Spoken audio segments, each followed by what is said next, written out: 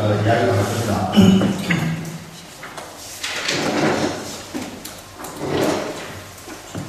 식도암 환자에서 하산의 목소리는 쉽게 이야기하면 이거 별로 중요하지 않습니다. 신경을 눌려서, 그러니까 우리 성대 쪽에 신경을 눌려서 목소리를 하는 거죠. 여기 보면 신경이 있습니다. 이렇게 신경인데 그런 신경을 눌려서 목소리 난다. 이 정도 말고 있으면 됩니다. 자, 우리가 이제 그거 말고 에스파이어스의 식도암에 대해서 한번 보여봅시다. 식도암은 여성보다 남성에서 많고 60세 이상에서 많은 걸로 되어 있습니다. 리스크 팩터는 음주. 술을 많이 먹으면 이게 이제 위식도 역류증이 생기거든요. 흡연도 마찬가지입니다. 흡연도 이 위에서 유문부와 보문부가 있잖아요. 유문부는 밖으로 나가는 쪽이죠. 보문부는 우리가 이제 위와 식도 사이고 유문부는 식도와 위와 식이가 사이고 유문부라고 그러죠.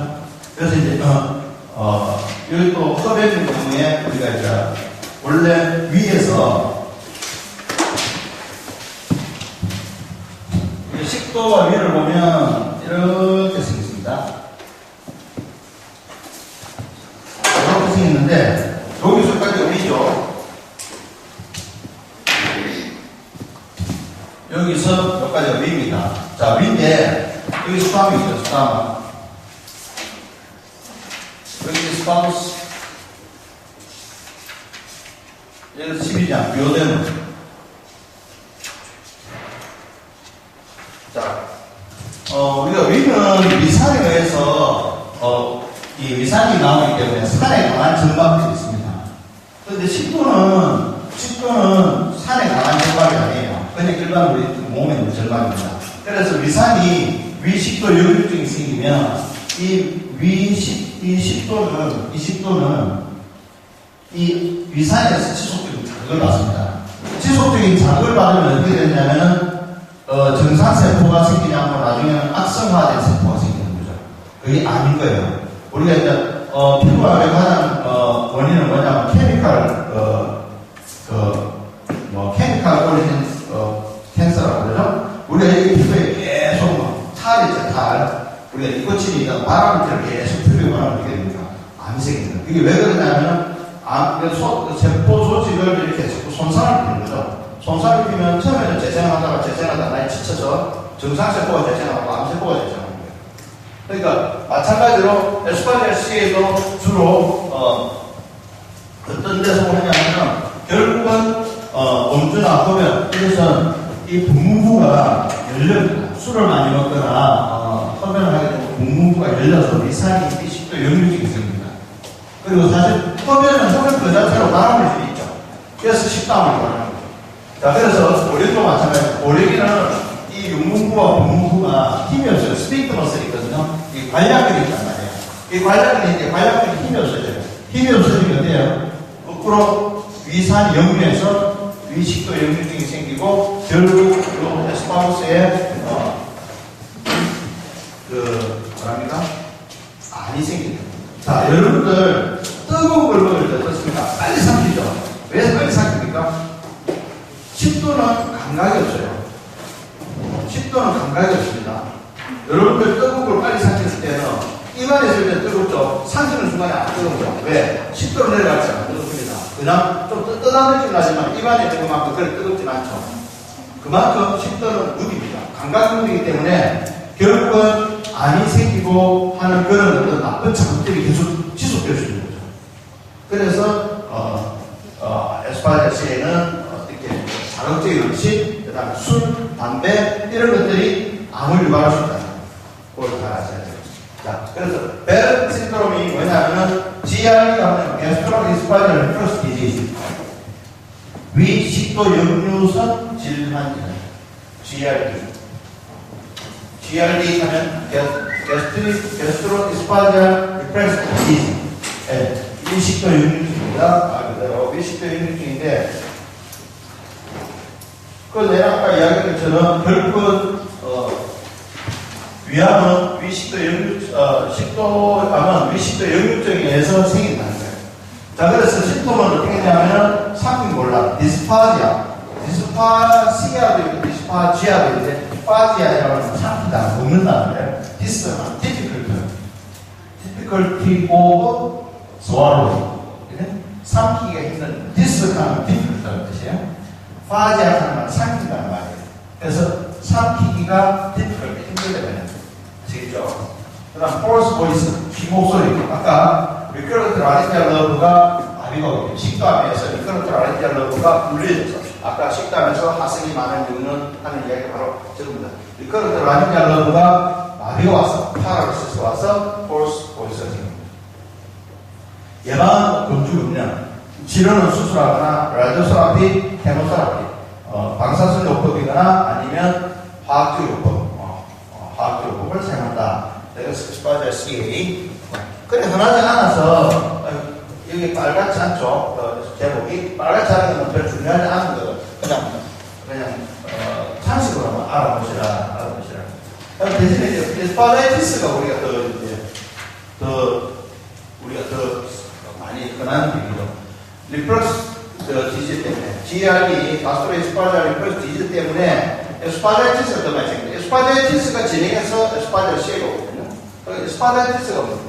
어큐트 스파자이티스, 급성식도염, 식도염, 아이티스는 염증이라고 그랬죠?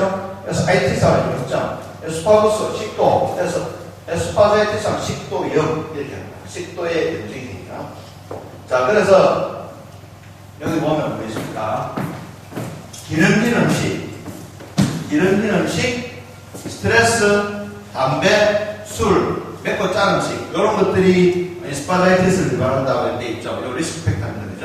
자, 그러면은, 어큐트 스파자이티스는 뭐냐? 급성으로 생기는 거죠. 그래서 지나치게 뜨겁거나 찬 음식물, 그 다음 강한 산, 혹은 강한 알칼리에 의해서 생기는 거예요. 예를 들면은, 우리가 뭐, 자살을 죽는다고, 염산 붓고, 청산가리 마시고.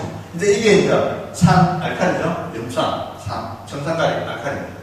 자, 크로닉 스파자이티스, 애주거나 애박이 많다. GRD, 그러니까 위식도 역류증 때문에 술을 많이 먹고 이게 위에서 식도로 역류가 된다든지, 그 다음에 담배를 피면 스핑크가 열린다 그랬죠? 오리온대도 열린다 그랬죠? 자, 그래서 크로닉 스파자이티스가 생깁니다. 그 다음에 이제 우리가 GRD 리스크 팩터 중에 뭐 있습니까? 젊은 여성들도 GRD 많이 생깁니다. 왜냐하면은 이게 날씬하게 알고 허리를 쫄라맵니다. 허리를 쫄라면 보갑이 증가되죠. 보갑이 증가되면 위에 압력도 증가돼서 음식을 먹으면 위에서 밑으로 내려가지 못하고 이렇게 보갑이 증가돼서 위 식도 쪽으로 역류를 하죠. 그래서 이제 그렇게 되는 경우도 GRD, 젊은 여성들 옷을 타이트한 옷을 입고 다니는 여성들도 GRD 생길 수 있습니다. 자, 그러면 이 예방은 GRD 예방이기도 하고 스파자이티스 예방이기도 하겠죠. 자, 술을 적게 먹고 담배를 적게 피라는 건 없습니다. 담배는 좀 꺼내줍니다. 담배를 적게 피라 이런 건 없습니다. 담배는 WHO에서 마약으로 규정했습니다. 그리고 처음에 우리가 인간이 담배를 만들었을 때는 그저 담배 잎에서 담배를 말아서 했지만 지금 우리나라 담배뿐만이 아니고 지금 오늘 아마 대법원에서 판결이 났을 텐데 담배를 핀 애연가들이 폐암에 걸려서 그 사람들이 몇십 명이 국가를 상대로 소송을 했습니다. KT&G하고 KT&G 그 담배 이상공사에다가 소송을 했는데 대법원에서 판결이 앞으로 나오는 걸로 알고 있는데 지금 우리가 전 세계 담배 제조사 말보리라든지 마일드 세븐이라든지 우리나라 담배 제조사 모든 제조사들이 만드는 담배는요 처음에 초기에 우리가 담배를 피웠던 담배잎과는 완전히 다릅니다. 무슨 말이냐면 향기도 내야 되고요, 그 다음 독한 것도 없애야 되고요, 그런 것들을 모두 다 담배에다가 다 썼고요. 그 첨가물이 어마어마합니다. 그 첨가물 우리가 상상도 못할 발암물질이 있는 거예요. 우리가 담배에서 그냥 우리가 담배에서 나오는 니코틴, 타르 이게 문제는 아니에요. 지금 더 위험한 것은 담배를 향기를 내거나 독하지 않게 순하게 만드는 거나 그런 것들이 뭘 쓰는지 모릅니다. 왜? 그건 기업 비밀이에요. 말보로도 마찬가지고 미국 기업도 마찬가지고 우리나라 기업도 마찬가지고 그걸 밝히진 않아요. 왜? 그걸 밝히면은 발암물질이라서 몸에 나쁘다는 것 때문에 사실 밝히기 싫어하지만 겉으로 표면상으로 뭐라고 이야기하냐면은, 이거를 가지고 우리 기업 비밀이어서 우리의 노하우가 다른데 빠져나가서 다른 담배 사고 우리 담배처럼 좋은 담배를 만들 수 있기 때문에 발표 못한다 해야 됩니다. 근데 사실은 그게 아니라 바람물질, 어마어마한 바람물질들이 여러 수십 종류 수백 가지가 들어가서 아무도 몰라요. 담배 하는 사람은 알아요. 그러니까 그 정도로 오면, 그러니까 과거에 담배 피는 거하고는 지금 순위가 다릅니다. 담배는 갈수록 더 진화하고 있거든요. 순하다, 부드럽다, 향기가 난다, 아카향이다, 체리 향이다. 그런 것들이 사실 박하는 체리가 들어갈 게 아니고 향이거든요. 그 어마어마한 방물질들을 우리는 마시거든요. 그러니까 지금은 20년, 30년 전에 담배보다 상상할 수 없을 만큼 위험한 담배를 피우고 있는 거죠. 담배를 피우면 안 됩니다. 그 다음 과학적인 음식물을 지켜먹자. 식후에 차나 물을 마셔서 식도 정막을 깨끗이 하라. 음식 먹고 나서 식도 정막을 인스턴트 식품은 피하고 과식을 하지 않는다. 음식은 천천히 먹는다. 왜? 공기 삼키게 돼요. 공기가 삼키게 되면 미식도 일일치입니다. 트림 한다는 거죠. 그렇지? 그런 거를 공기 삼킴 예방해서 음식을 천천히 먹으면 공기가 들어가지 않고 그래서 미식도 일일치생기지 않는다. 지침 3시간 되면 음식을 삼간다. 식후에 바로 먹거나 가격은 물로 피한다. 잘 때는 좌측으로 누워서 잔다. 됐죠? 좌측으로 누우면 이렇게 이제 음식물이 모여서 이쪽으로 밀어낸다. 이런 이유겠죠. 자, 소화성 계약. 자, 나는 옛날에 의과대학 다닐 때 소화성 계약을 많이 좀 이상했어요. 왜 소화성 계약이에요? 소화를 잘 시킨다. 소화를 잘 시킨다. 소화성 계약. 이것도 1번씩 봐요. 1번씩 있으니까. 영어로 펩틱이라고 해요. 펩틱이라고 펩틱이 뭐냐면 소화시키는 거예요. 그러면 펩신이 뭡니까? 단백질을 분해해서 소화시키는 거예요. 그러니까 펩신이 뭐냐면 단백질 분해해서 목표거든요. 펩신인데 펩신오젠이 펩신으로 바뀔 때 위산이 들어가야지 펩신오젠이 펩신으로 바뀝니다. 그래서 위산이 필요한 거죠. 우리가 하루로 펩신오젠을 내지는 못합니다. 자, 우리 위에서 음식물이 들어오면 우리가 내려서 항상 펩신오젠이라는 물질이 나옵니다. 펩신오젠, 오젠이라는 말은 그거보다 앞에 있는 것, 이런 거냐. 펩신보다 앞에 있는 것, 펩신오젠. 그러니까 전구물질이라는 말이에요. 전구물질. 앞에 오는 거, 전구물질. 자, 전구물질을 오젠이라고 말했습니다. 오젠. 오리지널. 쉽게 말하면 오리지널이죠. 펩신오젠이 전구물질이고, 그 다음에 펩신이 원래 우리 몸에서 사용하는 물질. 펩신오젠을 사용하지 않습니다. 자, 그럼 펩신오젠이라는 물질이 왜 필요한가? 자, 어떤 특수한 환경에서만 작용하도록 일부러 이렇게 만드는 거죠. 왜? 이것이 만약에 여기서 만들어가고 분비를 하는데, 여기서 만들 때, 여기서 펩신오젠이 펩신으로 만들어 분비를 하면, 너무 도중에 싹 다 녹여버리니까, 단백질, 우리 세포로 싹 다 녹이겠죠. 그러면은, 만드는 순간 그 다 녹아버려서 우리 몸 다 녹아버립니다. 그래서 펩신오젠이라는 물질을 만들어서 분비를 시키면 여기에 또 HCl, 염산이 나와서 산도를 떨어뜨립니다.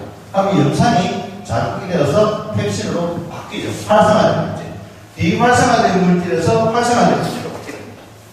자, 그래서 펩신이라는 말이 뭐냐면 단백질을 소화시키는 효소인데 그 말이 뭐 소화 효소죠. 소화. 그래서 소화성이 됩니다. 펩틱 벌써. 실제로는 소화성이라는 말이 웃기죠. 이 뭐냐면은 자기 몸을 소화시키는 거예요. 자기 몸을. 이 세포를 위점막을 소화시키는 거죠. 위점막을.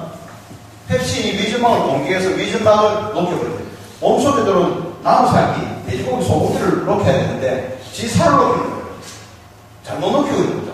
그런데 이가 우리가 일본식으로 해석을 하다 보니까 일본 사람들은 펩틱 얼스를 소화성 궤양이라고 해석을 했고 결국 우리도 그대로 따라서 소화성 궤양하다 보니까 이 소화를 하는 게 나는 학교 다닐 때 왜 소화를 했을까? 왜 소화를? 한 2-3일 고민했어요. 나중에 알고 보니까 이놈의 펩신이라는 말 때문에 소화라는 말을 붙이는 거죠. 잘못된 거죠, 사실은. 그래서 근데 적당한 표현이 있어야 될 것 같아요. 그래서 어쨌든 펩신에 의한 궤양이라는 거죠. 펩신에 의한 궤양. 소화성 궤양이 아니고 펩신이라는 물질에 의한 궤양이다. 자, 그럼 펩신이 왜 여기 와서 이게 궤양이 안 생겨야 되는데 왜 궤양이 생기느냐? 자, 그러면은 우리가 위를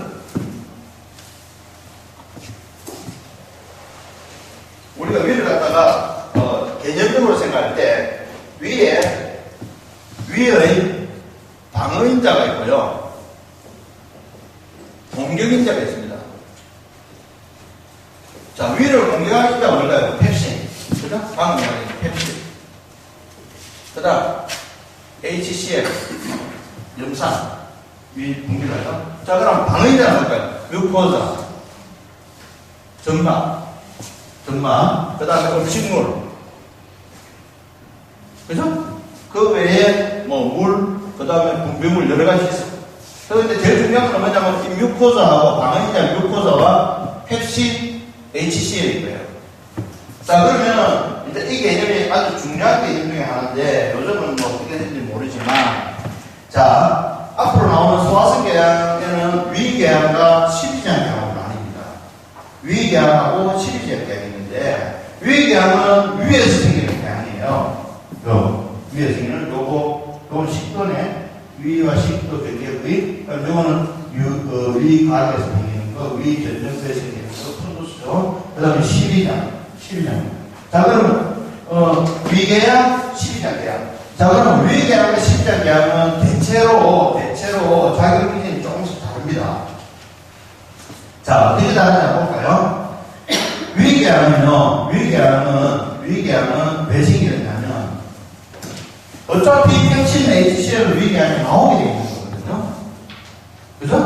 위에서는 어차피 HCl하고 펩신이 나오는데 왜 계양이 생깁니까? 방어인자가 약해져서 생기는 거예요. 뮤코자가 약해져서. 아시겠죠? 그러면 이거는 밸런스의 문제이긴 하지만 HCl과 펩신이 많이 나오고 방어인자 뮤코자가 약하다 이렇게 생각할 수 있지만 실제로 절대적으로도 뮤코자가 튼튼하면 위에서는 계양이 절대 생길 수가 없어요. 정상적으로 펩신 나오고 HCl 나와도 튼튼하게 된다고 되어 있단 말이에요. 그런데 왜 위에서 계양이 생기냐? 위계양, 소화성 계양이 아까 방금 이야기했던 두 가지가 있다고 했죠? 위계양과 십이지향계양. 그러니까 위계양에서는 정상적으로 펩신이나 HCl이 나오기 때문에 뮤코자가 잘만 작용하면 되는데 이 뮤코자가 작용을 안 해서 방어인자가 약하게 생기는 게 위계양이에요. 아시겠죠? 아시겠어요? 네. 그 다음 십이지향계양은 뭐냐면 이 십이지향계양은 이 뮤코자가 없어요. 그러니까 위에 밑산에 가면 뮤코자가 없단 말이에요. 펩신에 가면 뮤코자가.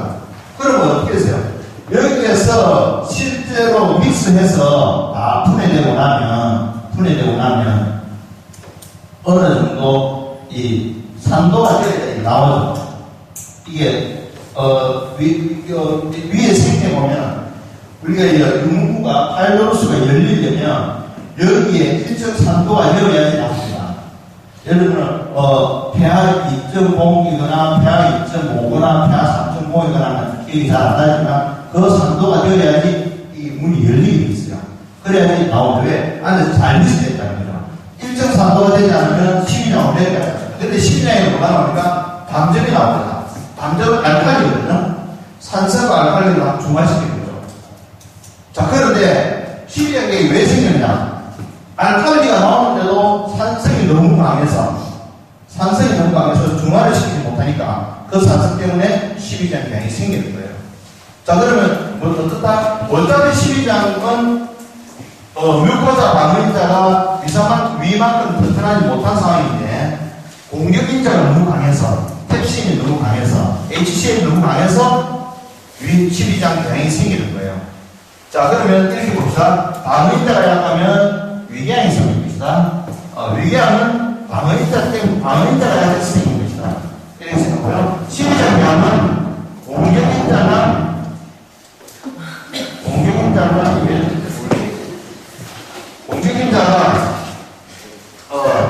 너무 강해서 생기는 것이다. 이렇게 생각합니다. 자, 그렇다면 우리가 치료도 달라집니다. 치료도. 자, 우리가 사이토 프로텍터, 우리가 스티렌 쓰죠. 스티렌. 이거 왜 씁니까? 이거 위점막 보호제입니다. 위점막을 보호하는 거죠. 자, 우리가 위궤양일 때는 위점막 보호제를 써요. 십이지향계일 때는 뭘 써야 돼요? 그러면 위산분비억제제를 써야 돼요. 물론 위궤양일 때는 위산분비억제제를 써서 위점막과 밸런스, 아까 평형 상태를 맞춰준다 그랬죠? 평형 상태를 맞춰주려면 위점막이 약한 만큼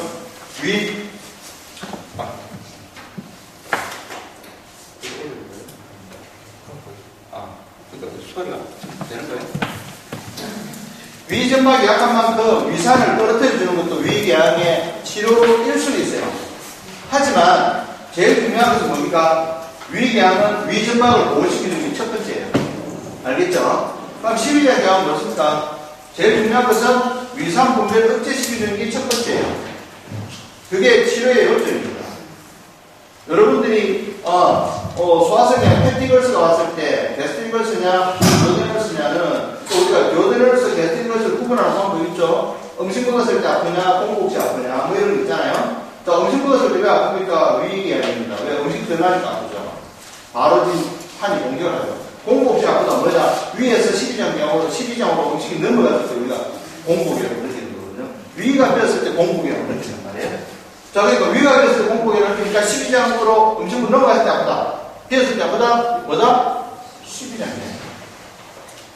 그렇게 이제 우리가 보통 이제 구분을 하잖아요. 근데 그건 은밀한 건 아니에요. 자, 그렇지만 예를 들어서 그런 이야기인 거고, 문제는 뭐냐면 치료를 공격인자를 약화시키고 방어인자를 강화시키는 것은 똑같습니다. 똑같기는 한데 어쨌든 기본적인 치료 방식이 위궤양을 치료하는 데는 일단 혈도사를 튼튼하게 해주는데 주력을 해야 되고요. 12장궤양을 치료할 때는 공격인자, 그러니까 위산분비 억제제를 투여하는 것을 기본으로 삼아야 된다는 것을 아시라는 거죠. 소화기내과 과장님이 더 잘 치료를 하고 계시겠지만 저도 그 정도 개념을 알고 여러분들이 보고 있으면 이 약을 왜 쓰는지를 알 거라는 거죠. 이 약을 이렇기 때문에 약을 쓰는구나 아시라는 거예요. 그래서 지금 방금 이야기하는 소화성 궤양이라는 것은 말 그대로 펩신에 의해서 궤양이 생깁니다. 펩신은 우리 몸의 단백질도 녹이고 우리 몸속으로 들어오는 외부 단백질도 녹이는데 방어인자가 튼튼하면 단백질을 안 녹일 건데 방어인자가 약하니까 점막이 녹아냅니다. 그게 궤양이다. 그래서 궤양인데 자, 그럼 궤양과 에로전은 차이는 알죠? 궤양과 미란 잠시만 짚고 넘어가면요,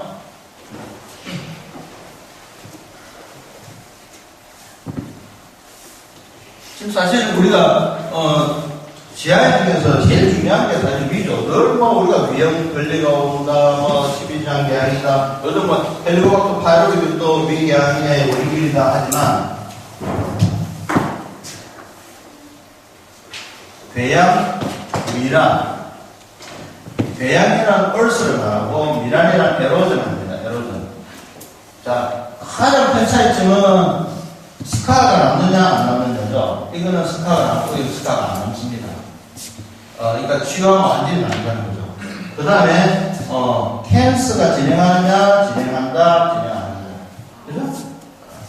근데 이것도 이제 캔서 진행할 수 있습니다. 왜냐하면 아주 엄밀하게 말하면 점막 내 위암으로 생겨요. 칼시노마 인시투라고 해서 칼시노마 인시투. 이게 뭐냐면 칼시노마가 점막층 안에서만 생기는 칼시노마 인시투라고 해요. 근데 이제 그러면은 제끼두고서라도 크게 이야기를 합니다. 그 다음에 이 얼스는 피하 조직, 그러니까 점막 하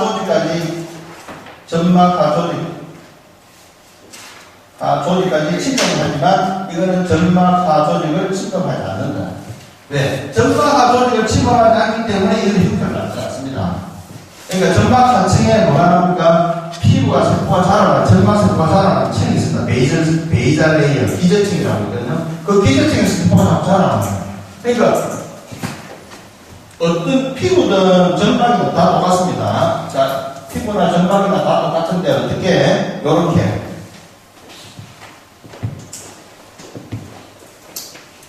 자, 여기서 이제 세포들이 이렇게 베이자 레이어가 있습니다.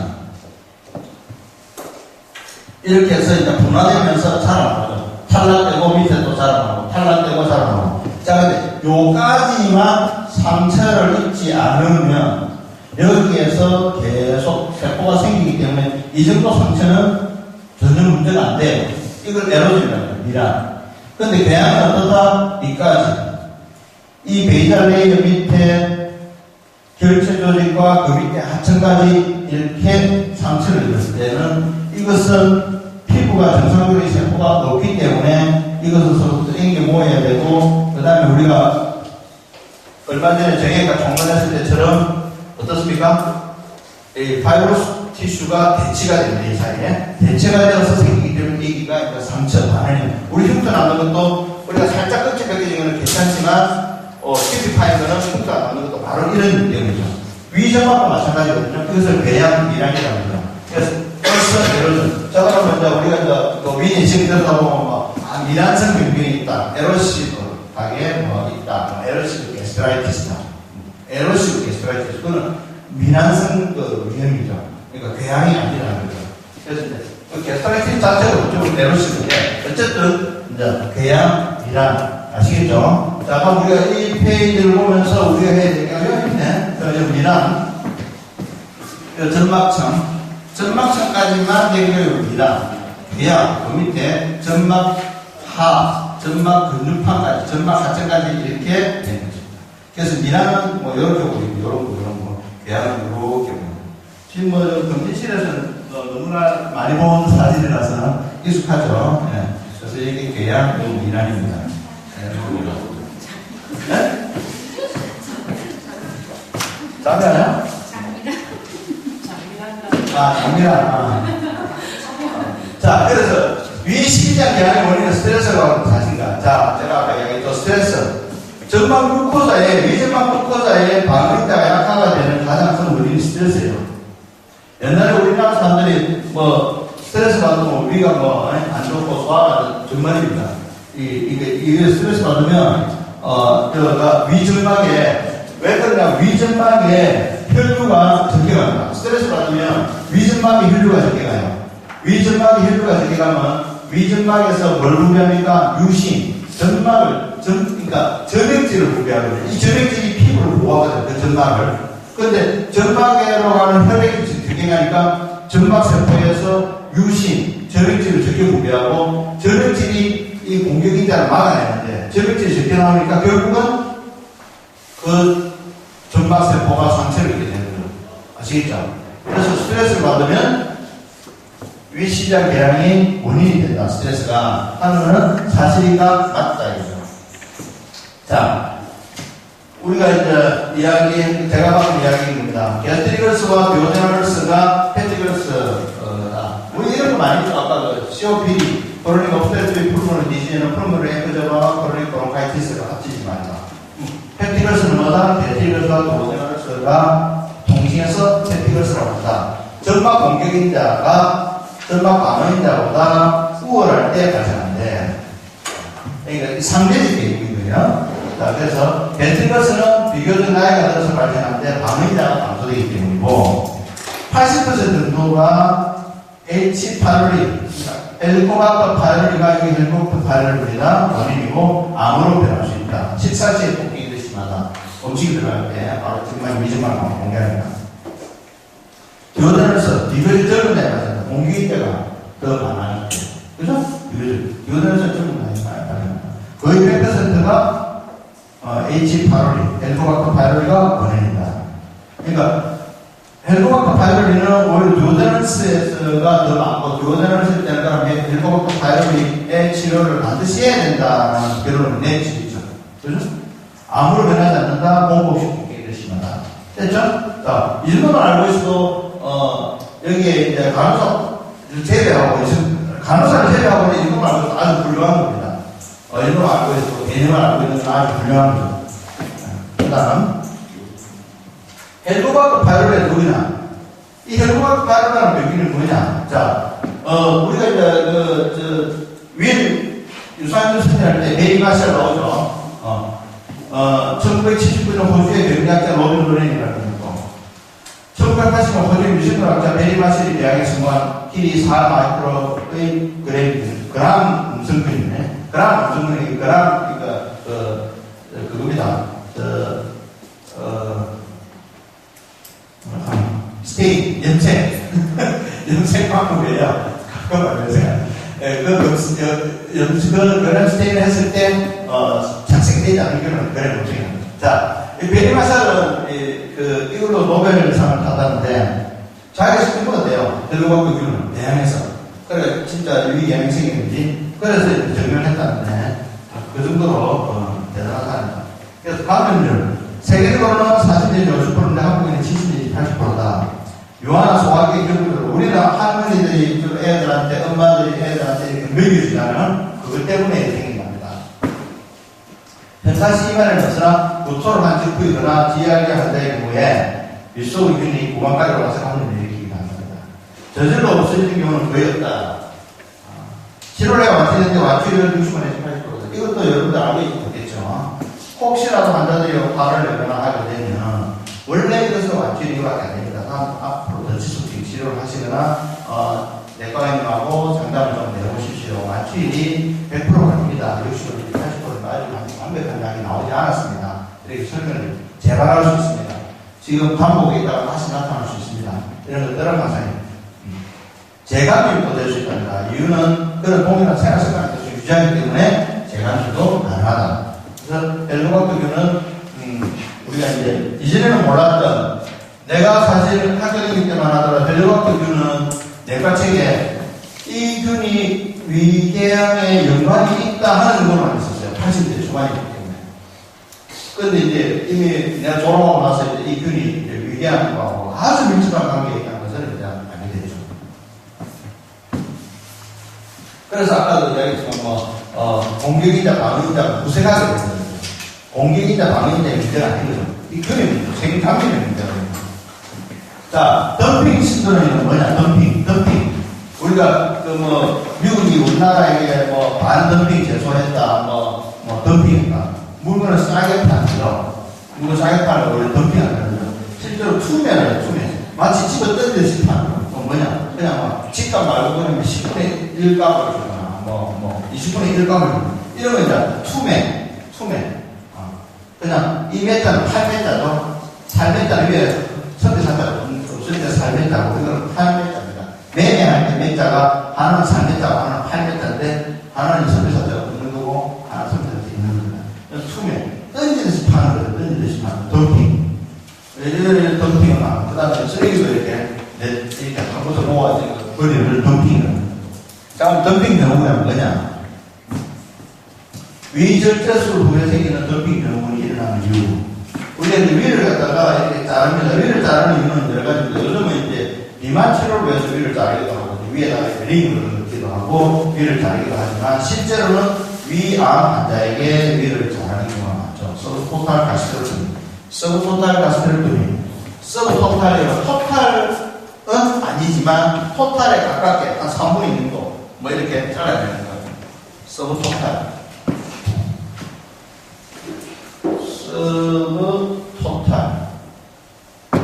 가스트렉토미. 자, 서브 하는 말은 아라는 뜻입니다.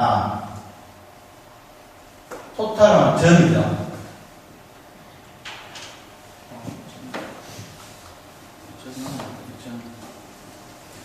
아전.